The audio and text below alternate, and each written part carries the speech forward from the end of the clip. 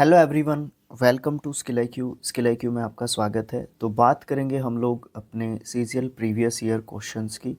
और ये जो आपका शिफ्ट है ना, ये आपका शिफ्ट है फर्स्ट। ठीक है, कब का? 10 सितंबर 2024 का फर्स्ट शिफ्ट का जो आपका ये पेपर है वो रहेगा। टोटल आपकी कितनी शिफ्ट है सर? 36। उसमें से कितनी आज कंप्लीट हो जाएंगी? 4 कंप्लीट हो जाएंगी। ठीक है, तो बाकी हमारी 32 भी धीरे धीरे हो जाएंगी। तो आप लोग स्किल IQ को फेसबुक, इंस्टाग्राम, यूट्यूब, टेलीग्राम या फिर व्हाट्सएप जो चैनल है हमारा, वहाँ पे जो है आप स्किल IQ को फॉलो कर सकते हैं, लाइक कर सकते हैं, शेयर कर सकते हैं, आप सपोर्ट एक तरीके से दे सकते हैं। ओके, चलिए स्टार्ट करते हैं फर्स्ट क्वेश्चन। देखिए फर्स्ट क्वेश्चन क्या कहता है, identify the most appropriate antonym of the word timid. देखो, इसमें हम लोग यहाँ पे वोकैब की जब बात करते हैं तो वर्ड का मीनिंग आपको पक्का पता होना चाहिए। विद पार्ट ऑफ स्पीच पता हो तो बहुत अच्छी बात है, ठीक है, नहीं तो आपको मीनिंग ज़रूर पता हो।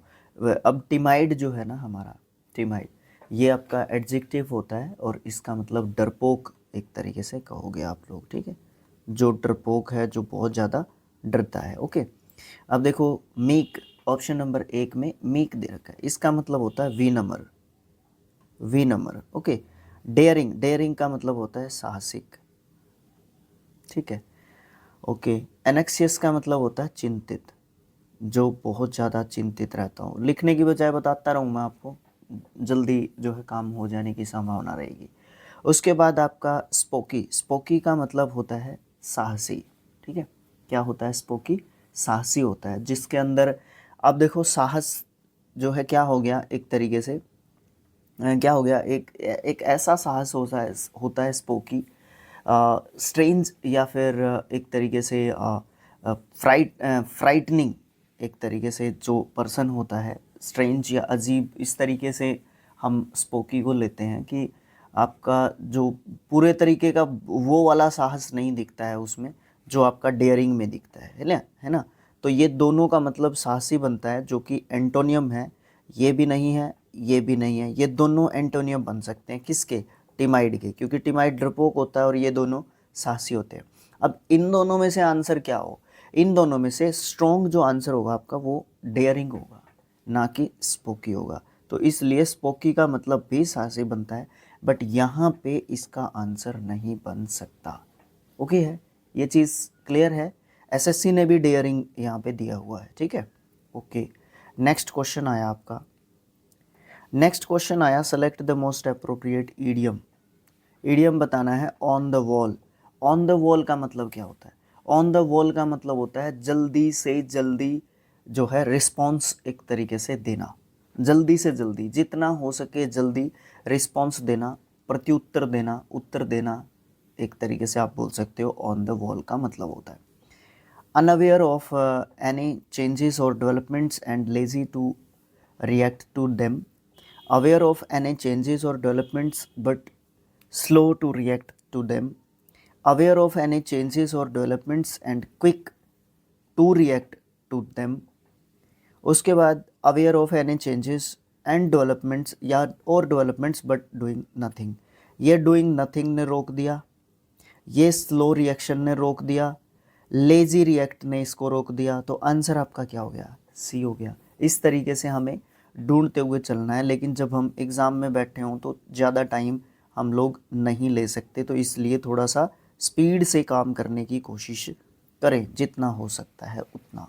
Okay, select the most appropriate option to substitute the underline segment in the given sentence. यहाँ पे एक अंडरलाइन कर रखा है सेगमेंट, सेंटेंस का पार्ट, उसका जो है हमें यह बताना है कि उसको हम कैसे रिप्लेस कर सकते हैं बाय द ऑप्शंस, जो भी हमें ऑप्शंस हमें दे रखे हैं। I have been living in Hyderabad since I am born. मैं हैदराबाद के अंदर रह रहा हूँ जब से मैं पैदा हुआ था, ना कि एम। तो यहाँ पे आपका वॉज आना चाहिए, वॉज। ठीक है, ये कॉमन एरर में भी दे सकता है, तो ये वाला जो ऑप्शन है ना आपका डी, ये यहाँ पे सही रहेगा। ना यहाँ पे हैव आना, ना यहाँ पे सीधा आई बोर्न आना, ना विल बी बोर्न यहाँ पे आना। तो इसमें कोई ज़्यादा जो है लंबी चौड़ी बात नहीं थी, इसलिए हम नेक्स्ट क्वेश्चन पे चले जाते हैं। अच्छा जी, नेक्स्ट क्वेश्चन आता है आपका, select the option that can be used one word substitute for the given group of words. A person who sells and arranges cut flowers. जो पर्सन अरेंज करता है या सेल करता है फ्लावर्स को, तो वो कौन होता है? वो आपका होता है फ्लोरिस्ट। बोटेनिस्ट कौन होता है? बोटेनिस्ट होता है जो एक्सपर्ट है किस चीज़ में? साइंटिफिक जो स्टडीज़ की जाती हैं प्लांट्स की, ठीक है, वनस्पतिज्ञ कुछ इस तरीके से इसको, वनस्पति शास्त्री कुछ इस तरीके से इसको बोला जाता है बोटेनिस्ट को। गार्डनर आपको पता है। हॉर्टिकल्चरिस्ट कौन होता है? जो उद्यानों की जो देखभाल करता है या उद्यानों से संबंधित जो क्या करता है, प्लांट्स की जो प्लांट्स को ग्रो करता है या उनकी स्टडी करता है, उसको हॉर्टिकल्चरिस्ट जो है एक तरीके से बोलते हैं, ठीक है। ओके, जिसके पीछे भी IST एंडिंग वर्ड्स जो होते हैं ये किसी ना किसी पर्सन को डिनोट करते हैं और ये नाउन होते हैं, ठीक है। ये किसी पर्सन को डिनोट करेंगे कि ये आदमी कौन होता है। ये ER वाला भी एक तरीके से, जैसे कि गार्डनर एक तरीके से दे रखा है, वैसे ER वाले में ज़्यादा फिट नहीं बैठती ये बात, फिर भी थोड़ा सा ध्यान रखने की ज़रूरत हमें होती है। नेक्स्ट क्वेश्चन आया, हमें 4 सेगमेंट्स दे रखे हैं, उस सेगमेंट को आइडेंटिफाई करना है जिसमें ग्रामेटिकल एरर आपको देखने को मिलेगी, ठीक है। ओके जी, after the concert was over they go to a restaurant, had dinner together and talked until midnight. तो यहाँ पे कौन से सेगमेंट में आपको एरर जो है देखनी है, ठीक है। एरर आपका क्या होगा? कंसर्ट जब ओवर हो चुका था तो यहाँ पे गो आ ही नहीं सकता, यहाँ पे आपका क्या रहेगा? यहाँ पे आपका रहेगा वेंट। अब ये देख लो, ये कुछ ऑप्शन में दे रखा है, ये दे रखा ऑप्शन नंबर बी में, दे गो टू नहीं आएगा, they went to a restaurant यहाँ पे आएगा, ठीक है। उसके बाद ऑप्शन नंबर बी हो गया ना उसका उत्तर, हाँ ठीक है। ऐसे ऑप्शन को ढूंढना है जो वन वर्ड सब्स्टिट्यूशन हो सके इस जो है पूरे के पूरे ग्रुप ऑफ वर्ड का, या सेंटेंस का कह लो या ग्रुप का कह लो, ग्रुप ऑफ वर्ड का कह लो, सेंटेंस को नहीं कहेंगे हम लोग क्योंकि इसने फुल स्टॉप नहीं लगा के दे रखा पीछे। A small group of people who spend their time together and don't या do not welcome other people into that group. एक छोटा सा ग्रुप जो अपना टाइम स्पेंड करना इकट्ठा पसंद करते हैं, बहुत सारे लोग होते हैं ऐसे, और जो वेलकम नहीं करते दूसरे लोगों का उनके ग्रुप के अंदर, तो वो जो ग्रुप होता है वो क्लिक होता है। क्लिक जो ऐसा ग्रुप होता है वो होता है। एक ऐसा ग्रुप होता है जो लोग इकट्ठा टाइम स्पेंड करना, जो ये इसका मीनिंग लगा लो एक तरीके से दे रखा है, इकट्ठा टाइम स्पेंड करना पसंद करते हैं, बट अगर कोई अलग उनके ग्रुप से अलग मेंबर अगर इनके कोई यहाँ पे आ गया, इनके ग्रुप में आ गया या इनके पास आके बैठ गया, तो ये उसको पसंद नहीं करते, ठीक है। स्क्वाड आपको पता है, स्क्वाड किसको बोलते हैं। एम्प्लॉयज़ भी आपको पता है। लॉबी किसको बोलते हैं? समकक्ष। इसका हिंदी में तो मीनिंग मुझे समकक्ष मिला कि समकक्ष जो मतलब क्या होता है कि एक ऐसे लोगों का समूह होता है जो साथ में जो है गवर्नमेंट को मनाने की कोशिश करते हैं, या ऑफिशियल ग्रुप होता है जो साथ में काम करता है, उसको आप जो है एक तरीके से लॉबी एक तरीके से बोलते हो, ठीक है। बाकी आप लोग भी कमेंट बॉक्स में स्वतंत्र हो, आपके पास कमेंट बॉक्स है, आप उसको डिफ़ाइन कर सकते हो। जो भी आपको एक्सप्लेनेशन कमज़ोर लगे तो आप लोग जो है उसको डिफ़ाइन कर सकते हो। आपके पास जो है फुल अथॉरिटी है यार, दिक्कत ही नहीं है, कोई भी परेशानी ही नहीं है। क्वेश्चन नंबर 7 क्या कहता है? यहाँ पे हमें सेंटेंस दे रखा है जिसमें एक वर्ड है जिसमें स्पेलिंग एरर आपको देखने को मिलेगा, उसको रेक्टिफाई करना है और सेलेक्ट करना है करेक्ट स्पेलिंग और आइडेंटिफाई करना है जो भी हमें ऑप्शंस दे रखे हैं उनमें से, मतलब सही स्पेलिंग हमने ढूंढना है जो भी हमें यहाँ पे जो है आंसर या क्वेश्चन जो है हमें दिया हुआ है, आंसर जो दिए हुए हैं ना ऑप्शंस में से, ठीक है। ओके, वो देखना है। ओके है जी, ठीक है। He has to be conscious of his public manners and as he descendant of reputed family in this region। तो ये हमें एक पूरा सेंटेंस दे रखे हैं और इसमें से हमने क्या करना है, उस वर्ड को निकालना है जो हमारा है ये वाला, क्योंकि आंसर से हमें यही देखने को मिल रहा है। ठीक है, आंसर से हमें कुछ इसी तरीके को देखने को मिल रहा है, यही चीज़ आपको देखने को मिल रही है कि एक जैसी सी स्पेलिंग लिख रखी है और तोड़ मरोड़ के लिख रखी है, तो इसका मतलब इस वर्ड का जिक्र कर रखा है ना, इस वर्ड का जिक्र यहाँ पे कर रखा है। डिसेंडेंट, देखो यहाँ पे स्पेलिंग क्या लिख रखी है, DECENDENT।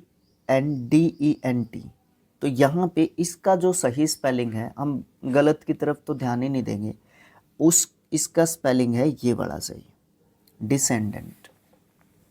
ठीक है, वंश को आगे बढ़ाने वाला डिसेंडेंट उसको बोलते हैं। तो यहाँ पे DECE नहीं होता, DESE होता है बस। C और S, जहाँ पे किसी भी स्पेलिंग में, जैसे यहाँ पे DESECENDANT होता है, लेकिन ये वाला स्पेलिंग लिख के कंफ्यूज कर देगा।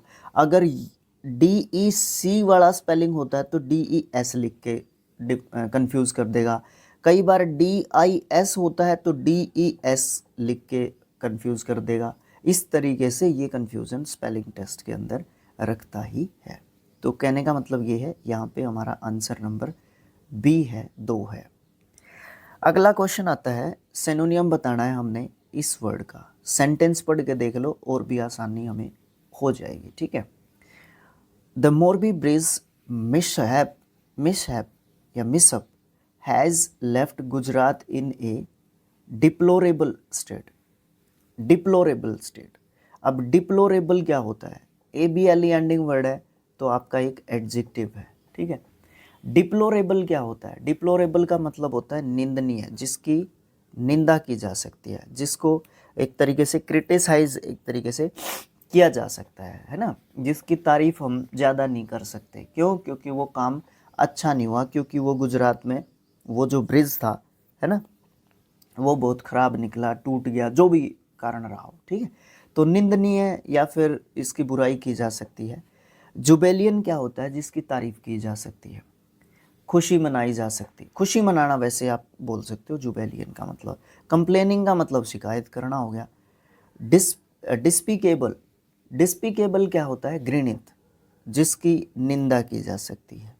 इसका मतलब हमें आंसर मिल गया बी। रिजॉइसिंग क्या होता है, रिजॉइसिंग का मतलब जो है आपका होता है खुशी एक तरीके से मनाना, है ना, आनंद लेना, मज़े लेना, है ना, जिसमें हम अपनी खुशी को जो है एक तरीके से प्रकट करते हैं, शो करते हैं। ठीक है, तो आंसर नंबर आपका यहाँ पे बी आपको देखने को मिलेगा। डिप्लोरेबल जो है किसका सिनोनियम होगा, डिस्पिकेबल का सिनोनियम एक तरीके से होगा। नेक्स्ट क्वेश्चन आया आपका, select the most appropriate synonym of the underlined word. He was trembling with fear, trembling कांपना। ठीक है ना, वॉज ट्रेम्बलिंग दे रखा है तो इसका मतलब वर्ब फर्स्ट के साथ ING ऐड कर रखा है। ठीक है, इसका मतलब ये वर्ब है। तो ट्रेम्बल, तो भाई ये सब चीज़ें आप जो है देखा करो, रूट लेवल पे चीज़ों के जाया करो, थोड़ा सा ज़रूरी होता है ये हमारे लिए। ठीक है, तो ट्रेम्बल इसका रूट फॉर्म है, ट्रेम्बल्ड इसका सेकंड एंड थर्ड फॉर्म होता है। अब ये वर्ब है हमारा, तो ये भी मेरे ख्याल से सारे ही वर्ब दे रखे होंगे, देख लेते हैं। सीवरिंग, सीवर होता है। ठीक है, सीवरिंग क्या होता है हमारा, सीवरिंग का मतलब भी होता है कांपना, तो इसका मतलब सीवर के साथ वर्ब की फर्स्ट फॉर्म के साथ ING लगा रखा है।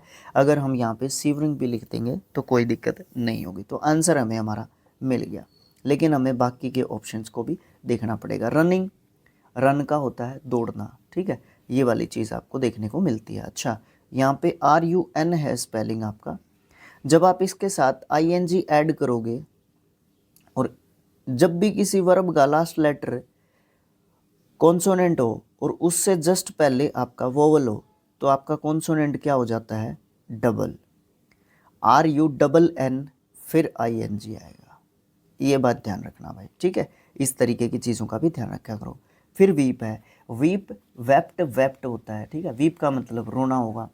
इंटरपिड क्या होता है, इंटरपिड थोड़ा सा अलग यहाँ पे वर्ड आया और ये नाउन वर्ड आपका यहाँ पे दे रखा है। ठीक है, इसका मतलब होता है साहसी, है ना, साहसी बोल सकते हो, बहादुर बोल सकते हो, है ना। ओके, समझ गए ना? ओके ठीक है जी। नेक्स्ट क्वेश्चन आया आपका 10th क्वेश्चन। ये आया, एक सेंटेंसेस दे रखे हैं एक पैराग्राफ के नीचे जम्बल्ड ऑर्डर में दे रखे हैं, ठीक है। अरेंज करना है उन सेंटेंसेस को, उनका करेक्ट ऑर्डर क्या बनेगा जिससे मीनिंगफुल और कोरेंट पैराग्राफ एक तरीके से इनसे हम बना सकें, ठीक है। तो ये आपके 4 जो है आपके सेंटेंसेस दे रखे हैं, थोड़ा सा एडजस्ट कर लेते हैं, ठीक है जी। बिल्कुल सही सदगी, ये आपका ए, ये बी, ये सी, ये डी, इसलिए मैंने इसको बोल्ड कर दिया था ABCD को, ताकि हमें ये दिख सकें अच्छे तरीके से, ठीक है जी। अब देखते हैं हम इनको पढ़ के, फिर इनको हम आइडिया लगाते हैं हमारा किस तरीके से हम करते हैं पहले, ठीक है। देखो, more children go to school than at any time in the past, but more children today are out of school than any time in the past. अच्छा ठीक है जी, मतलब ये जो सेंटेंस है हमारा, क्या ये पहले नंबर पे हो सकता है? नहीं हो सकता, मेरे ख्याल से नहीं हो सकता, सोच है अभी तक की। बट इट इज़ नोट, अब इसमें बट आ गया तो ये भी नहीं हो सकता हमारा पहले नंबर पे, लेकिन पढ़ना ज़रूरी है। But it is not enough to blame the high birth rate for this state of affairs, ठीक है जी। इंडीड, अब इंडीड से सेंटेंस स्टार्ट हो रहा है, शायद मेरे हिसाब से ये भी पहले नंबर पे नहीं हो सकता, ठीक है। ओके देख लेते हैं एक बार। इंडीड इट कैन बी, क्योंकि किसी पहली कोई बात होगी उसके साथ ये जुड़ा हुआ है, इसलिए ये it can be reasonably argued, जब तभी तो आर्ग्यू करेगा जब किसी बात से पीछे जुड़ा हुआ होगा, है ना। तो ये चीज़ है। That continued mass illiteracy is not the result but the cause of the high birth rate. अच्छा ठीक है, अब देयर आर से आप सेंटेंस को स्टार्ट कर सकते हो। There are more literate people in India today than ever before, but there are also illiterates than ever before. हाँ ये बात ठीक है। अब देखो आप इसको ऐसे एडजस्ट कर लेते हैं, ये आ गया हमारा, ठीक है। देखो हम ए से स्टार्ट नहीं कर रहे तो ये ऑप्शन कट गया, हम बी से स्टार्ट नहीं कर रहे, बी से स्टार्ट नहीं कर रहे ना, तो हमारा ये ऑप्शन भी कट गया।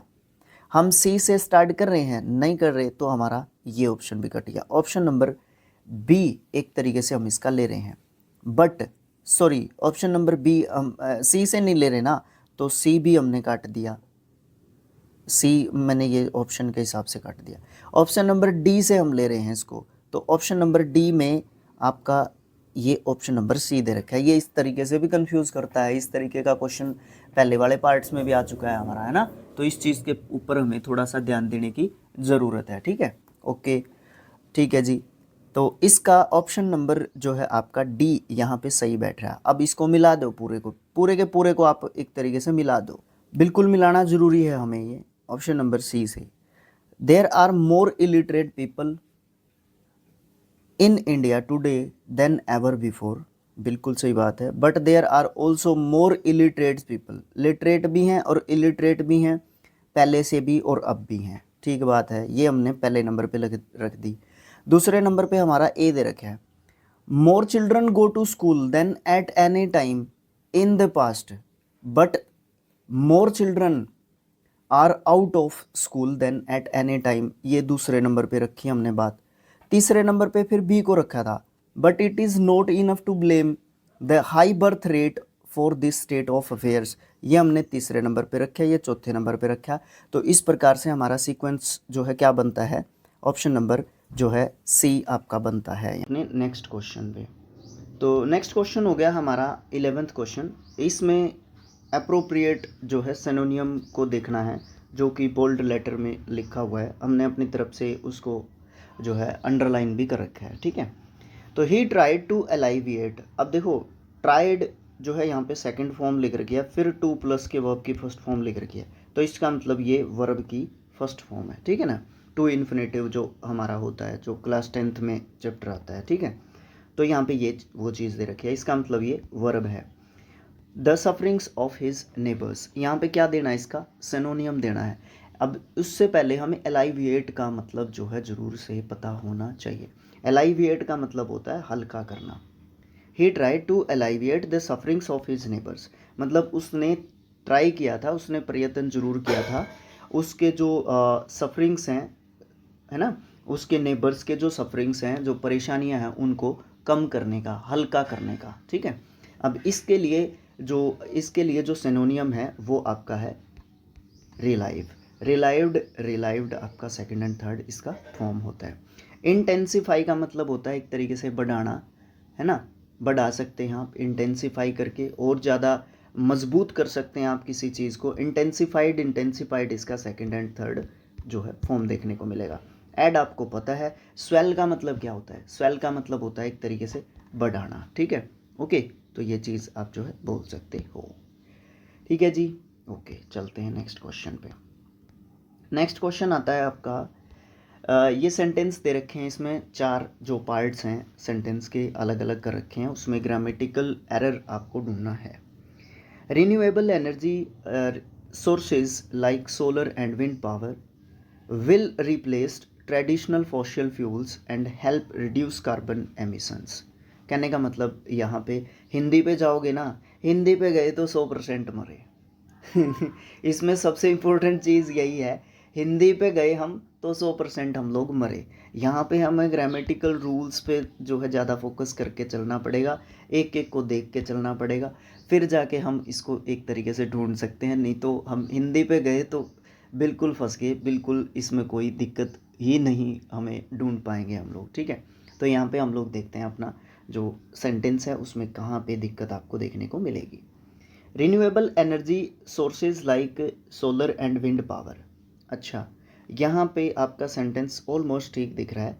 Will replaced traditional fossil fuels and help reduce carbon emissions. यहाँ पे विल के साथ आपको रिप्लेस्ड लिख रखा है, और यहाँ से इस सेंटेंस को देखने के बाद कहीं से ये भी नहीं लग रहा कि ये पैसिव वॉइस का सेंटेंस हो। कुछ इस तरीके की बातों पे भी हम लोग देख सकते हैं कि फोकस कर सकते हैं हम इस तरीके की चीज़ों के ऊपर भी, है ना। तो यहाँ पे हम लोग विल और शैल, अगर हम फ्यूचर इंडेफिनिट टेंस के हिसाब से जाएं, विल और शैल के साथ हम वर्ब का फर्स्ट फॉर्म यूज़ करते हैं, ना कि सेकंड फॉर्म। या फिर अगर आप इसको पैसिव वॉइस के हिसाब से कहो तो थर्ड फॉर्म। तो यहाँ पे आपका विल रिप्लेस होगा, ना कि रिप्लेस्ड। तो ये देख लो कौन से में दे रखा है, ये ऑप्शन नंबर सी में दे रखा है। तो यहाँ पे ये विल रिप्लेस होगा, ना कि विल रिप्लेस्ड। अच्छा जी, नेक्स्ट क्वेश्चन आया, आइडेंटिफाई करना है जो भी हमें ऑप्शंस दे रखे हैं उनमें से सिमिलर यानी कि सिनोनियम वर्ड ढूंढना है इस वर्ड का। इक्विवोकल क्या होता है? सारे हमने ब्लैक बुक में कर रखे हैं, एंटोनियम सिनोनियम्स में हमने लूसेंट्स में भी कर रखे हैं। आप प्लेलिस्ट में जाके देख सकते हो, आराम से आपको मिल जाएंगे सारे के सारे वर्ड्स। प्रीवियस ईयर्स हम जो है लपेट चुके हैं सारे, अगर हमारी हरियाणवी में आप सुनना चाहो मुझसे। इक्विवोकल का मतलब होता है जहाँ पे एक से ज़्यादा जो है मतलब बनते हैं। इक्विवोकल, एक से ज़्यादा मतलब बनते हैं। ठीक है, open to more than one interpretation, मतलब एक से ज़्यादा चीज़ों का बनना या अर्थ निकलना। एक से ज़्यादा, हाँ अभी सही वर्ड मुझे दिमाग में आया, एक से ज़्यादा जब अनेकार्थी एक तरीके से आप इसको बोल सकते हो। एक से ज़्यादा जब अर्थ निकलते हैं।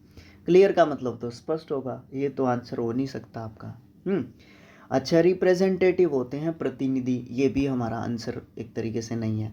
बैलेंस्ड का मतलब होता है आप जब बैलेंस कर रहे हो, चीज़ों को संतुलित कर रहे हो, है ना। इक्विवोकल के लिए हमारा सिनोनियम सिमिलर वर्ड एम्बिगुअस जाएगा।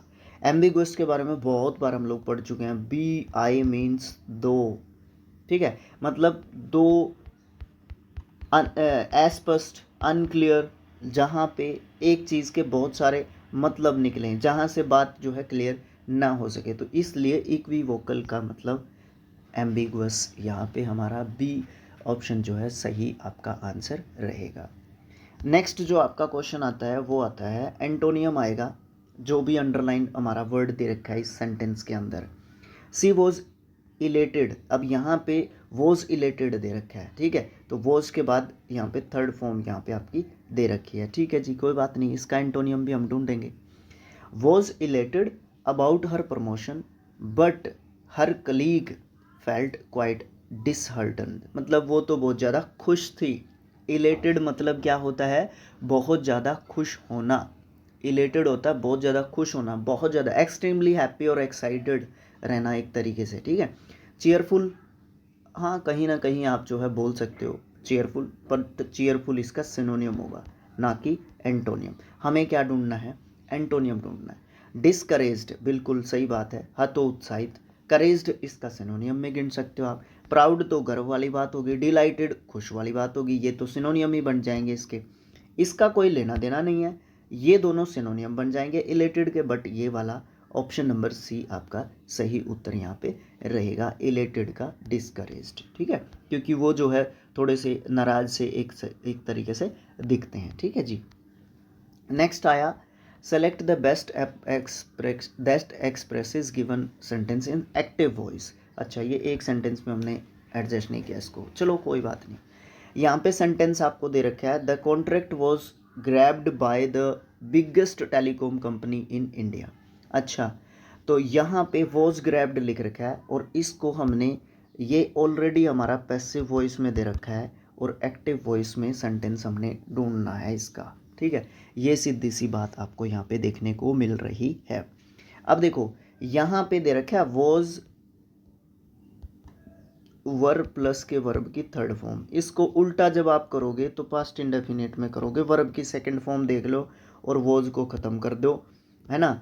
ओके, और क्या करोगे, सब्जेक्ट जो है आपका द बिगेस्ट से शुरू कर रखा है, तो द बिगेस्ट से आपका शुरू कर रखा है और ये सारा का सारा आपका सब्जेक्ट है। इसके बाद लगाओ आप वर्ब की second form, the biggest company in India, ये तो सब में ही है। अब देख लो आपका सेकंड फॉर्म कहाँ पे दे रखा है, यहाँ पे ग्रैब्स दे रखा है, गलत। यहाँ पे ग्रैब्ड दे रखा है, सही। यहाँ पे विल ग्रैब दे रखा है, गलत। यहाँ पे हैज़ ग्रैब्ड दे रखा है, गलत। तो आपका द कॉन्ट्रैक्ट आपका ये ऑब्जेक्ट यहाँ पे दे दो, बस सीधी सी बात है, सिंपल सी चीज़ है। अगर ये आपके क्लियर नहीं है, नरेशन और वॉइस अगर आप लोगों की क्लियर नहीं है तो आप लोग लूसेंट से हमने करवा रखे हैं। अब देखो उसमें क्या लूसेंट और क्या आपका दूसरा पब्लिकेशन। सबसे पहले आप रूल्स ओनली का वीडियोस देखो, एक वीडियो में एक पार्ट में एक वीडियो आपको मिल जाएगा, अलग से पार्ट्स वाइज भी मिल जाएंगे। 200 प्लस आपके वीडियो उस प्लेलिस्ट में पड़े हैं, या फिर अलग से एक प्लेलिस्ट भी बना रखी है, ठीक है। उस प्लेलिस्ट में आपको अलग से वॉइस या फिर नरेशन की अलग से प्लेलिस्ट है। पीडीएफ शायद एक का पड़ा है नरेशन का, बस ओनली सॉल्यूशन के साथ, लेकिन सॉल्यूशन हमने बना रखे हैं। वीडियोस के माध्यम से भी आप जो है वहाँ पे सीख सकते हो, कर सकते हो, अगर आपकी इच्छा हो तो। कोई ज़बरदस्ती तो नहीं है, बट अगर आपकी इच्छा है तो आप ज़रूर से कर सकते हो वहाँ पे, ठीक है जी।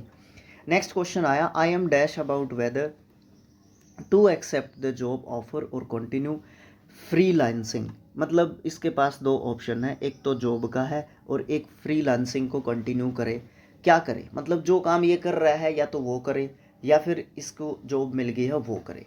तो both options have their advantage, दोनों ऑप्शंस के अपने अपने जो है इसको फ़ायदे यहाँ पे दिख रहे हैं। तो यहाँ पे आपका जो है दे रखा है, इनमें से आपको ये क्या करना है, फिट करना है मीनिंग। यहाँ पे क्या आने वाला चाहिए, आई एम क्या है, ये क्या है, एक तरीके से ये एक तरीके से कंफ्यूज्ड लग रहा है मुझे तो, ठीक है ना। एक तरीके से क्या है, ये कंफ्यूज्ड है, क्योंकि ये व्हाट टू डू की सिचुएशन में है।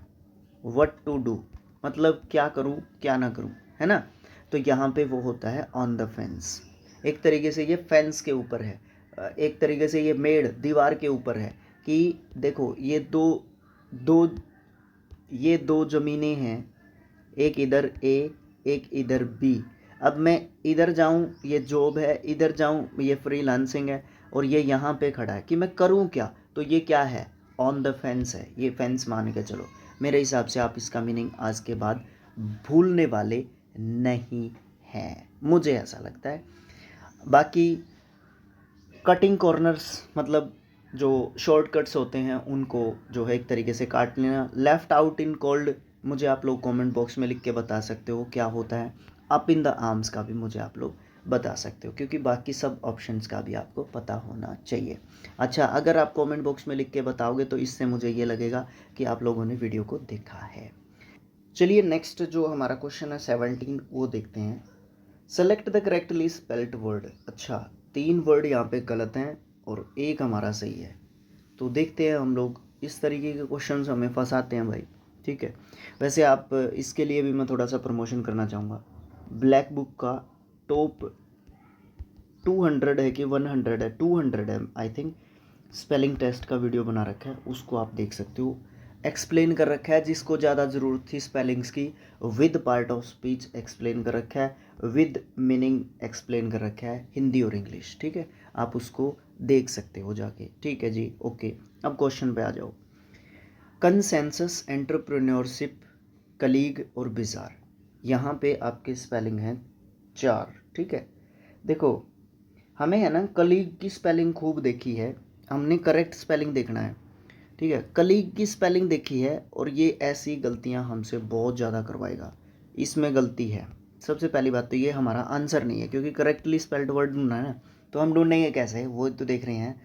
कलीग देखो, ए और ई ये दोनों है ना, ई ए आएगा कलीग में, ये ध्यान रखना। COLLEAGUE, और हम देखेंगे तो ये स्पेलिंग हमें ठीक लगेगा और हम आगे भाग जाएंगे, देखेंगे कि बिजारे ठीक है या गलत है, ये ध्यान रखना। अच्छा, यहाँ पे इसको करेक्ट कर लो, सहकर्मी इसका मतलब होता है साथ में काम करने वाला, बोल सकते हो आप लोग, ठीक है। नेक्स्ट अपना आता है डी, शायद देख लेते हैं पहले। बिजारे, देखो यहाँ पे स्पेलिंग जो आती है आपकी, यहाँ पे आपका वोवल की गलती कह रहा है ये, ठीक है। और वोवल की गलती क्या कह रहा है, ये आई जो है यहाँ पे आपका नहीं आने वाला है, ठीक है। ये यहाँ पे आई आपका नहीं आएगा। ये बिजार, इसका मतलब होता है विचित्र या फिर अजीब बोल सकते हो आप लोग, बतेरा, इतने में ही समझ जाओगे आप। अच्छा, ये भी आंसर नहीं है, ये भी आंसर नहीं है। अच्छा जी, मैंने ये स्पेलिंग काफ़ी देखा नहीं है, तो मैं एंटरप्रेन्योरशिप को अगर मैं क्लियर कर लूँ तो मेरा चौथा आंसर निकल के आ जाएगा, मुझे आंसर का पता चल जाएगा, ठीक है, ओके है। एंटर, ENTRE, यहाँ तक ये स्पेलिंग बिल्कुल ठीक है। PRE यहाँ तक भी बिल्कुल ठीक है। NE यहाँ तक भी ठीक है। UR यहाँ तक भी ठीक है, तो आगे तो गलत है ही नहीं। इसका मतलब मेरा उत्तर ऑप्शन नंबर B है, एंटरप्रेन्योरशिप, ठीक है भाई साहब, ओके है ना, ठीक है जी। अब ये स्पेलिंग भी गलत है सर, ये तो आपको ही बतानी पड़ेगी, हम तो इसके बारे में ज़्यादा जो है छानबीन नहीं करेंगे। तो भैया इसमें क्या गलती कर रखी है, CON बिल्कुल ठीक लिख रखा है, CON में कोई गलती नहीं है। ये जो SCE लिख रखा है ना, यहाँ पे ई नहीं आएगा आपका, CONS, ठीक है, CONS, और ये भी गलती कर रखी है, SENSUS, कंसेंसस। कंसेंसस का मतलब क्या होता है सर? सबसे पहले तो ये एक नाउन वर्ड होता है, इसका मतलब होता है मेल, मेल जोल वाला मेल, मैच वाला मेल, मैच खेलने वाला मैच नहीं, मैच जो होता है, ओके, समझ गए इस बात को भी, ठीक है जी भैया, समझ गए। नेक्स्ट क्वेश्चन आया आपका, एक्टिव वॉइस में लिखना है ये वाला जो सेंटेंस दे रखा है, इसको मैं भी कहूँ काहे का सीजियल, अगर हु वाला सेंटेंस मुझे वॉइस में देखने को नहीं मिला, वो सीजियल ही क्या है जिसमें हु वाला सेंटेंस नहीं देखने को मिला है मुझे पैसिव वॉइस में। चौथी शिफ्ट के बारे में हम लोग पढ़ रहे हैं यहाँ पे, तो ये तो गलत बात होगी भाई, सीजियल का क्वेश्चन तो नहीं है ये, फिर इसका मतलब है ना, तो ये आ गया यहाँ पे भाई। इसमें आपका 2 तरीके से बनता है ये आपका सेंटेंस, ठीक है। जो पैसिव वॉइस होता है ये 2 तरीके से बनता है इसका। सबसे पहले तो इसके आंसर को मैंने उठाना है कि हमारा आंसर क्या है इसका, समझ रहे हो चीज़ को, और थोड़ा सा बड़े अच्छे तरीके से इसको समझने की कोशिश करना, फिर हम लोग जो है देखेंगे अपनी चीज़ को। पहले तो मैं ये देख लूँ जगह है क्या यहाँ पे, कोई यहाँ पे जगह बना लेते हैं पहले तो, ये रही नीचे CGL PYQs के, यहाँ पे हम लोग इसको यूज़ कर लेंगे इस जगह को, ठीक है जी भाई साहब। अच्छा, तो हम अभी इसका निकालने की कोशिश करते हैं अपना आंसर, ठीक है जी, ओके जी। देखो जी, समझो जी, बाय होम लिख रखा है, बाय होम्स का हमारा बनेगा हु,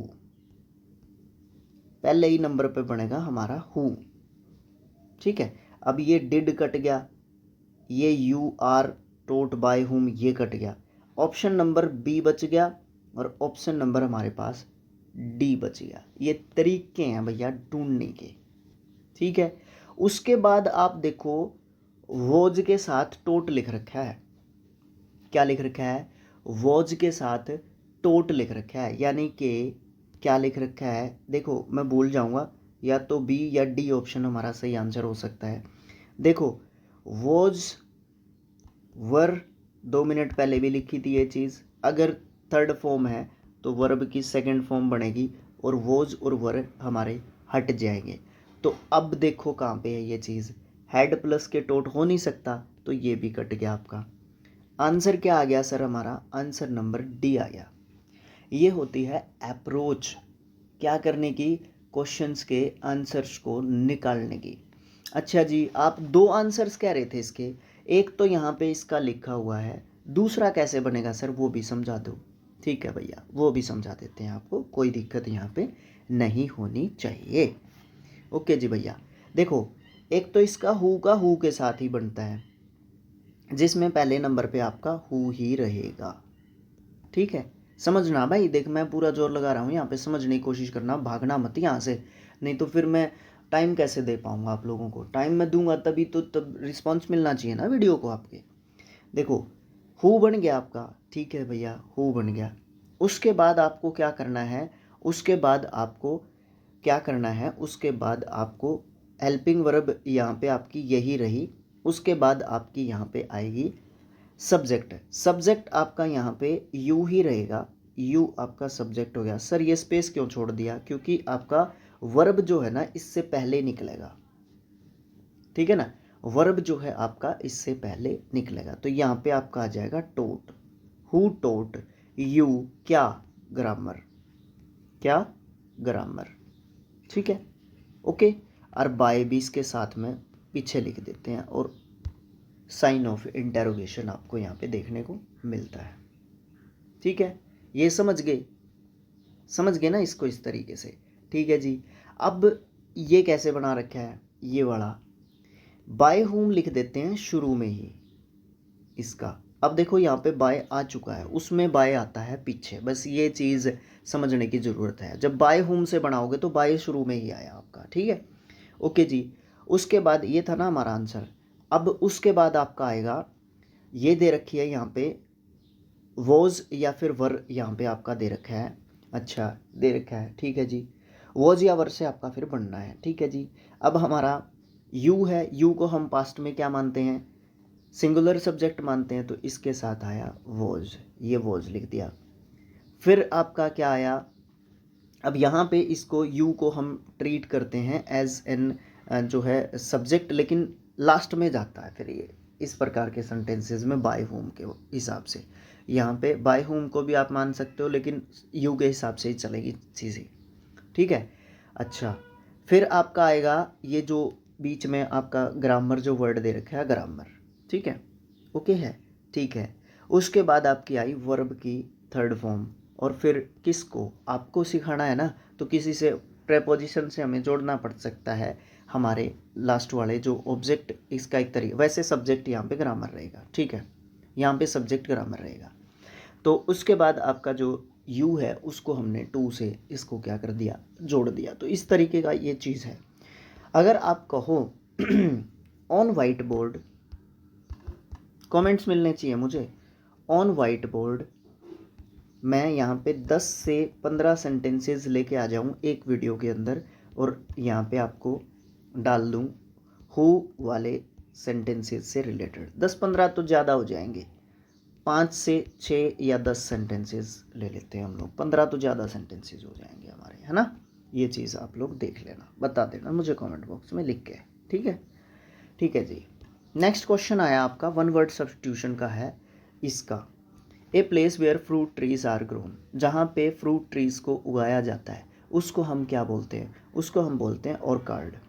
ऑर्कार्ड फलोद्यान, जहाँ पे फलों को उगाया जाता है वो फलोद्यान होता है। गार्डन आपको पता है, म्यूजियम आपको पता है। क्वे क्या होता है, क्वे क्वे होता है घाट। घाट क्या होता है, फॉर एग्ज़ाम्पल आपकी ये नहर है, आपके गांव में निकली हुई है, यहाँ से भैंसों को पानी पिलाने के लिए कुछ सीढ़ियाँ बनी हुई हैं इस तरीके से, तो ये इस तरीके के जो एरियाज़ होते हैं उनको हम घाट बोलते हैं। ठीक है, ये जो पॉन्ड्स वगैरह होते हैं, जोड़ जिनको हम बोलते हैं हिंदी में, ठीक है, जोहड़, वो होते हैं, वहाँ पे भी आपके घाट होते हैं। ठीक है, तो ये कुएं को घाट के रूप में जाना जाता है। ठीक है जी। नेक्स्ट क्वेश्चन आया, one word substitution a government by officials. A जो गवर्नमेंट ऑफिशियल्स के द्वारा होती है उसको हम ब्यूरोक्रेसी बोलते हैं। CRACY, cracy. Cracy means A type of government.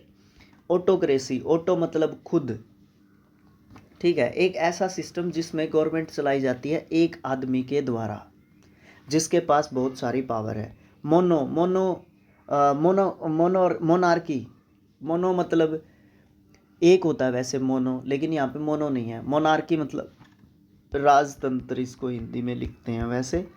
और इसको समझने के लिए अगर हम लोग जाएंगे तो एक ऐसी गवर्नमेंट का फॉर्म जो कि एक जो है एक व्यक्ति के द्वारा ही चलाई जाती है। कहीं ना कहीं आप ऑटोक्रेसी से इसको जोड़ सकते हो, बट इसमें डिफरेंस आपको ज़रूर से देखने को मिलता है। प्लूटोक्रेसी कौन सी गवर्नमेंट होती है सर? इसमें जो है रिचेस्ट पीपल के द्वारा जो ये गवर्नमेंट है, ये जो है एक तरीके से चलाई जाती है। उसके बाद आया जी हमारा क्लोज टेस्ट, जिसमें डायरेक्शन है 21 से 25 तक हमें क्वेश्चंस दे रखे हैं। थोड़ी सी डिफ़िकल्टी इसमें ज़रूर आती है हमें, बट फिर भी हम इसको समझने की कोशिश करेंगे। वही चीज़ फिर रहेगी हमसे, यहाँ पे 96 लिख रखा है, इसको 21 मानो, इसको 22 मानो, इसको 23 मानो, इसको 24 मानो, और नीचे आ जाएगा 100, उसको 25 मानो।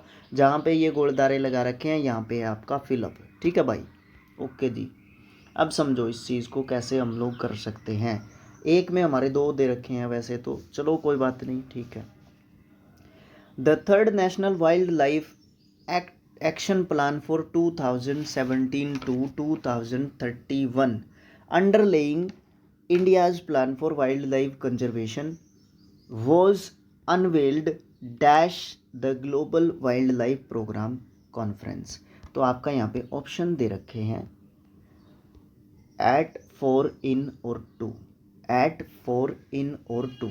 जब भी हम किसी भी प्लेस के बारे में बात करते हैं, यहाँ पे दे रखा है place, wildlife programme, the global wildlife programme conference की बात की जा रही है किसी प्लेस के ऊपर, तो वहाँ पे हम, क्योंकि हमारे सारे ऑप्शंस में प्रपोजिशंस दे रखे हैं, तो वहाँ पे हम यूज़ करते हैं at. Was unveiled at the global wildlife programme conference. दूसरा आया, the plan recognises dash addresses concerns pertaining to climate changes and its impact on wildlife। यहाँ पे आपके ऑप्शंस दे रखे हैं टू एंड इन और फोर, ये जो है आपके ऑप्शंस दे रखे हैं। यहाँ पे आपके एक तरीके से कंजंक्शंस प्लस के प्रपोजिशंस दे रखे हैं, तो यहाँ पे हम लोग क्या जो है ऐड करेंगे दूसरे नंबर पे, द प्लान रिकग्नाइजेज एड्रेसेस। तो यहाँ पे 2 वर्ब्स दे रखे हैं, ये हमें सब्जेक्ट वर्ब एग्रीमेंट बताता है कि एंड के दोनों तरफ एक जैसा वजन होता है। इधर वर्ब है तो आपके इधर भी वर्ब ही मिलेगी, तो यहाँ पे आप एंड को फिट कर दो। The plan recognises and addresses, plan जो है रिकग्नाइज करता है और एड्रेस करता है, कंसर्निंग करता है क्लाइमेट चेंजेस और इसके इम्पैक्ट जो भी वाइल्ड लाइफ के ऊपर हो रहे हैं। अच्छा जी, आगे चल पड़ो फिर। The plan details the importance of ecosystems for food production, health and other aspects of dash survival and sustainable development. इसके लिए ऑप्शंस क्या क्या दे रखे हैं हमें? इसके लिए ऑप्शंस हैं ग्रुप, ह्यूमन, स्पीसीज, ब्रीड। ये ऑप्शंस हमें एक तरीके से दे रखे हैं। अच्छा, ग्रुप, ह्यूमन, स्पीसीज, ब्रीड, बात क्या हो रही है? The plan details of the ecosystems for food production, health and other aspects of, किसके सर्वाइवल और सस्टेनेबल डेवलपमेंट की बात हो रही है? किसके? आदमी के। आदमी मतलब ह्यूमन। ठीक है, अब यहाँ पे ऑप्शंस हमारे पास स्पीसीज भी यहाँ पे हो सकता है, लेकिन स्पीसीज में आप जो है ब्रीड या स्पीसीज की अगर बात करोगे तो 2 ऑप्शंस यहाँ पे फिर आपके स्ट्रॉन्ग बन जाते हैं, लेकिन सबसे स्ट्रॉन्ग ऑप्शन आपका यहाँ पे ह्यूमन बनता है, तो इसलिए आप यहाँ पे ह्यूमन लेके आओगे। और इकोसिस्टम किसको बनाना है, किसकी रिस्पॉन्सिबिलिटी है, उस हिसाब से भी अगर आप देखने के लिए जाओगे तो आपका यहाँ पे ह्यूमन ही बनना चाहिए। ठीक है जी। नेक्स्ट क्वेश्चन आता है, नेक्स्ट पॉइंट आता है, it also emphasises preservation of gigantic नहीं है, genetic dash and sustainable utilization of species and ecosystems which has direct bearing on our scientific advancements and support to millions of rural communities। अब देखो यहाँ पे फिर से एंड है, and के पहले जो है आपका फिलअप है, एंड यहाँ पे ऑप्शन सॉरी उसमें फिलअप में नहीं है बट एंड जरूर दे रखा है, और एंड के पीछे सस्टेनेबल यूटिलाइजेशन दे रखा है, किसका, स्पीसीज़ का। लेकिन यहाँ पे क्या क्या चीज़ें हमें दे रखी हैं, कन्फ्लिक्ट है, डाइवर्सिटी है, फोकस है, रिजेक्शन है। ठीक है, तो किस चीज़ के बारे में बात हो रही है यहाँ पे हम बात अगर इसकी देखने के लिए जाएंगे, it also emphasises preservation of genetic, किस चीज़ के, जेनेटिक और sustainable utilisation of species and ecosystems की बात हो रही है, किसकी, डाइवर्सिटी की, विभिन्नता की, डाइवर्सिटी की बात हो रही है यहाँ पे। क्योंकि जो आपकी जो भी यहाँ पे जेनेटिक जो डाइवर्सिटी है उसकी बात हो रही है, जो विविधता है, अनुवांशिक रूप से जो विविधताएं हैं उनके लिए जो हमारी स्पीसीज़ हैं उनका संरक्षण करना है, और जो हमारा इकोसिस्टम है, जो पारिस्थितिकी जो आपका तंत्र है उसको भी हमने एक तरीके से क्या करना है, एक तरीके से उसका यूज़ हमें अच्छे तरीके से करना है। तो इसलिए यहाँ पे आपका क्या आ जाएगा, डाइवर्सिटी आपका देखने को मिलेगा। ऑप्शंस पे ऐड हो जाएंगे क्या, हाँ हो जाएंगे। The plan underscores rehabilitation of threatened wildlife species dash inland aquatic coastal marine ecosystems while conserving habitats there, जो भी आगे बच गया उसका।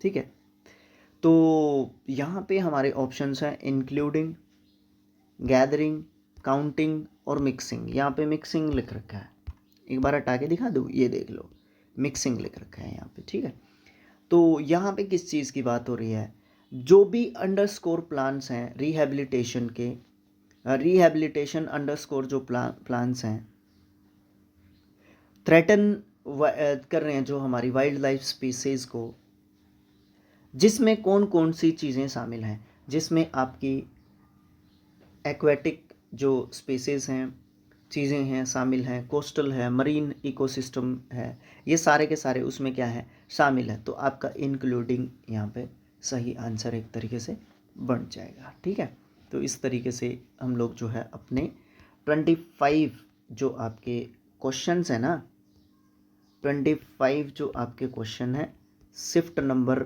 1 10 तारीख 9वां महीना 2024 की शिफ्ट का फर्स्ट पेपर का। ठीक है, फर्स्ट शिफ्ट का पेपर का, इसका पीडीएफ चाहिए सर हमें तो जो आपने बना रखे हैं, ये स्किल IQ सर्च करना टेलीग्राम के ऊपर। ऑलरेडी वीडियो के बनाने से पहले मैंने इस पीडीएफ को वहाँ पे शेयर कर दिया था, 2 पीडीएफ मैं एक साथ शेयर कर देता हूँ वहाँ पे। ठीक है, थर्ड शिफ्ट 9 सितंबर की और फर्स्ट शिफ्ट ये दोनों शिफ्ट मैंने इकट्ठी शेयर कर दी थी। ठीक है, क्योंकि एक पीडीएफ आपका शेयर नहीं हो पाता है, एग्जैक्ट यही पीडीएफ आपको वहाँ पे देखने को मिलेगा। ठीक है, ओके है जी। तो फिर हम सेकंड शिफ्ट में मिलेंगे जो 10 सितंबर 2024 की होगी। धन्यवाद आप लोगों का। वीडियो अगर आपको अच्छी लगी है तो आप लोग वीडियो को शेयर कर सकते हो, चैनल को सब्सक्राइब कर सकते हो, वीडियो को लाइक ज़रूर से करना है। जो आपसे मैंने क्वेश्चंस पूछे हैं उनका कमेंट बॉक्स में आंसर देना है। कमेंट बॉक्स में आप अपने सजेशंस भी दे सकते हैं, क्रिटिसाइज़ भी कर सकते हैं। ठीक है, इम्प्रूव भी कर सकते हैं, थोड़ा सा एक्सप्लेनेशन में किसी क्वेश्चन की कमी रह गई हो तो। ठीक है, तो ये सब चीज़ें हम लोग कर सकते हैं। जो भी अगर गलती हो गई हो हमसे कोई, ठीक है ना, अगर हमसे गलती हो गई हो तो आप उस क्वेश्चन को क्वेश्चन नंबर के साथ आप उसका एक्सप्लेनेशन नीचे रख दो, आपकी कमेंट को हम लोग पिन कर देंगे, जिससे आपका कमेंट पहले नंबर पे दिखेगा। और नीचे कमेंट बॉक्स से जो भी स्टूडेंट्स देखने वाले होंगे वो अपना क्वेश्चन का आंसर भी क्लियर कर लेंगे। ठीक है, हो सकता है भाई गलती भी हो जाए, कोई भगवान थोड़ी ना है। ठीक है, ओके, तो ये सब चीज़ें हैं। ठीक है भाई, धन्यवाद आप लोगों का, धन्यवाद।